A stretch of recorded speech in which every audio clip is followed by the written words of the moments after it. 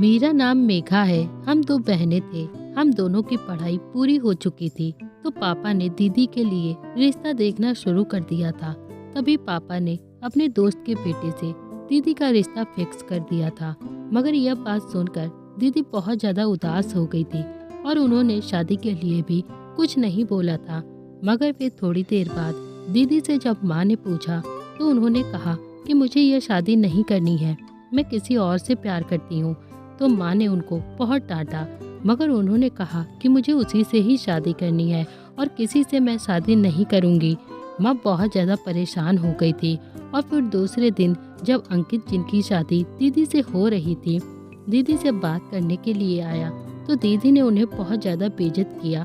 कहने लगी कि तुम्हारी हैसियत ही क्या है जो मैं तुमसे शादी करना चाहती हो तुम मुझसे। मुझे पहले ही पता होता तो मैं तुमसे कभी रिश्ता नहीं करता, मगर अब शादी की डेट फिक्स हो चुकी है। तो दीदी ने कहा लेकिन मैं कभी भी तुमसे शादी नहीं करूँगी।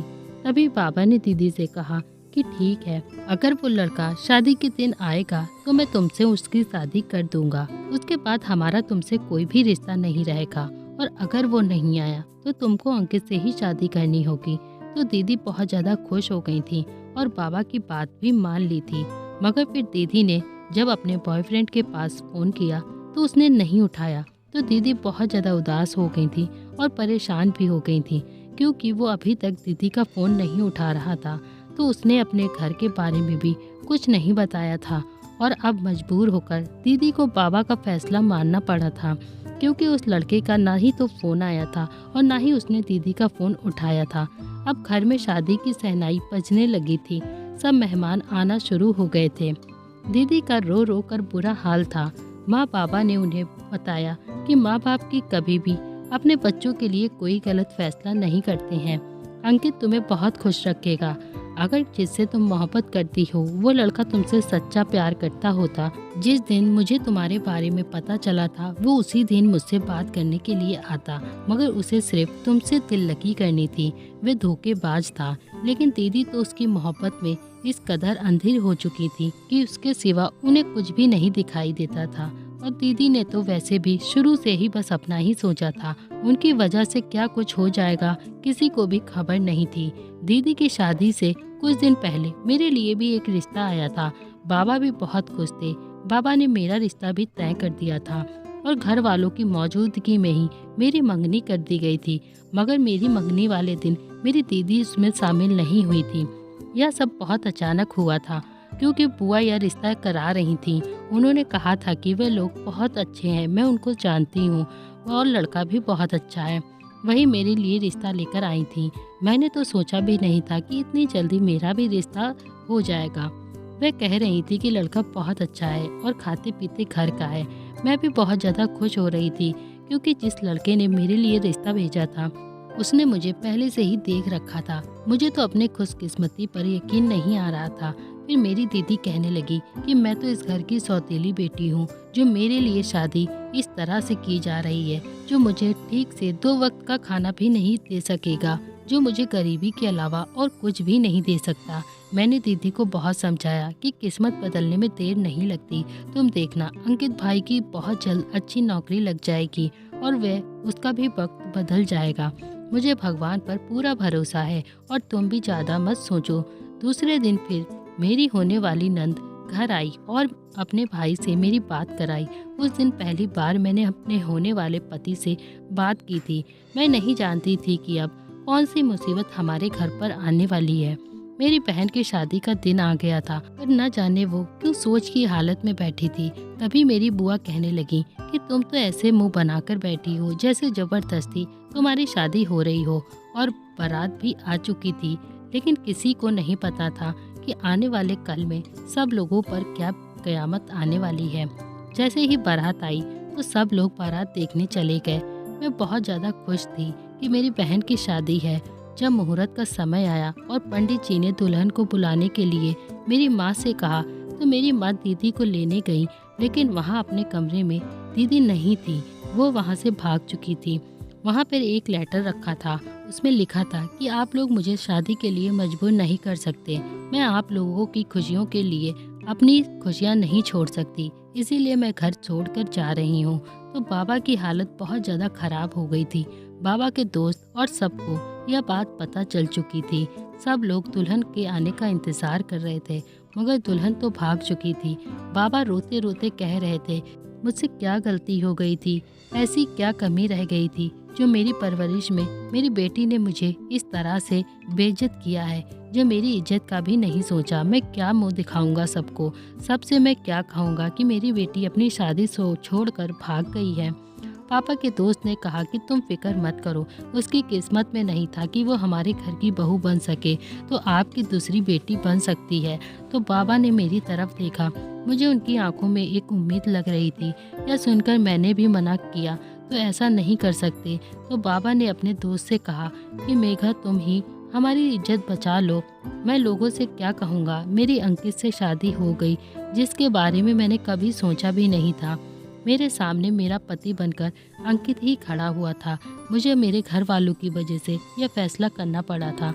हम लड़कियों के साथ हमेशा ऐसा क्यों होता है, हमें हमेशा कुर्बानी देनी पड़ती है। मेरी बहन के किए की सज़ा मुझे मिली थी और वह खुद ना जाने कहाँ चली गई थी। किसी ने भी उसकी खबर नहीं ली थी। बाबा ने कहा था कि वह आज से हमारे लिए मर चुकी है और इस घर से भी उसका कोई भी रिश्ता नहीं रह गया, ना किसी इंसान के साथ। माँ पापा की दुआओं से मैं विदा होकर अपने ससुराल चली गई थी। यह रिश्ता मुझे अब निभाना होगा। यह बात अंकित की माँ ने मुझे पहले ही दिन कह दी थी कि तुमसे अंकित ने मजबूरी में शादी की है। यह सब बातें मुझे मेरी सास कह रही थी। मेरा पति जो पहले दीदी से मोहब्बत करता था, जब दीदी ने बार बार शादी से मना किया था, तब यह लोग रुक जाते। तो मेरे पति ने भी मुझसे साफ साफ कह दिया था कि मैं तुमसे प्यार नहीं कर सकता, क्योंकि मजबूरी में बनाए गए रिश्ते कभी कामयाब नहीं होते। मुझे अभी इन सब से निकलने के लिए थोड़ा समय चाहिए। जब मैं अपने मायके गई तो बाबा भी मुझसे बहुत ज़्यादा मोहब्बत करने लगे थे, क्योंकि मैंने बाबा की इज्जत बचाई थी। बाबा ने मुझसे कहा था कि जो लड़की अपने पति का दिल जीतना चाहती है, उसे सब खुशियाँ मिलती हैं। तुम भी अपने पति के दिल में अपनी जगह बनाने की कोशिश करो। जब तुम उसका दिल जीत लोगी तो वह तुम्हें अपना अतीत भूल जाएगा और तुम्हें दिल से अपना लेगा। मैं जानता हूँ मैंने तुम्हारे साथ बहुत गलत किया है। अंकित मेरे दोस्त का बेटा है। मैं ये भी जानता हूँ कि वह गरीब लड़का है, उसके दिल को चोट लगी है। तुम देखना, एक दिन तुम सोचोगी कि तुम्हारे बाबा ने तुम्हारे लिए एक अच्छा फैसला किया था। मैं बाबा के गले लगकर रोने लगी। मैं इसी कोशिश में लगी रहती थी कि अपने पति का और ससुराल वालों का दिल जीत लूं, मगर मेरी सास, जो मेरी बहन ने उन लोगों के साथ किया था, अपना गुस्सा मुझ पर निकालती थी। ये दिन इसी तरह से गुजर रहे थे। एक दिन मेरे पति को अच्छी नौकरी मिल गई थी और कंपनी की तरफ से उसे घर और गाड़ी भी मिली थी। तो मेरे ससुर ने ही कहा था कि मेघा के कदम हमारे घर के लिए बहुत ही अच्छे हैं। मेरी सास तो हवा में उड़ने लगी थी, पर मुझे इस बात का कोई अफसोस नहीं था कि हर इंसान को उसके नसीब का ही मिलता है। समय ऐसे ही निकलता जा रहा था। मैं भी बहुत कोशिश करती रहती थी कि मैं अपने पति के दिल में अपने लिए जगह बना सकूं, लेकिन जब भी मैं उनका दिल जीतने की कोशिश करती तो वे मुझे मना कर दिया करते थे। मुझसे कहते थे कि मैं कुछ भी कर लूं, लेकिन उनके दिल में कभी जगह नहीं बना सकती, कभी मुझसे प्यार से बात नहीं करेंगे। मेरी शादी को 5 महीने हो चुके थे। मेरे नंबर पर किसी अनजान आदमी की कॉल आई थी और मेरी कुछ फ़ोटो को किसी लड़के के साथ एडिट किया गया था। वो फ़ोटो भी मैं देखकर बहुत ज़्यादा सोच में पड़ गई थी। मेरी फ़ोटो उस लड़के के पास कैसे गई थी?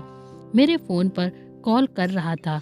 मेरे पति को किसी और का फ़ोन आना ज़्यादा पसंद नहीं था, इसीलिए मैं अपना फ़ोन बंद रखती थी और ऐसे ही वो मेरे पति के नंबर पर भी कॉल करने लगा था। लेकिन मुझे बहुत डर था कि कहीं वो मेरी फ़ोटो उनको सेंड ना कर दे और वे मुझे छोड़ ना दें। एक दिन मेरे पति के पास किसी की कॉल आई थी और वे अपना सर पकड़कर वहीं पर बैठ गए थे। मैंने जब उनसे जाकर पूछा कि आपको क्या हुआ है, आप इस तरह से क्यों बैठे हैं, तो उन्होंने मुझे बताया कि उस दिन जब तुम्हारे पास किसी का फ़ोन आया था तो मुझे तुम पे शक हुआ था कि तुम भी अपनी बहन की तरह किसी और से बात करती हो। मैंने उस नंबर को तुम्हारे फ़ोन से निकाल लिया था और उस पे कॉल की थी, तो उसका सारा प्लान फेल हो गया था।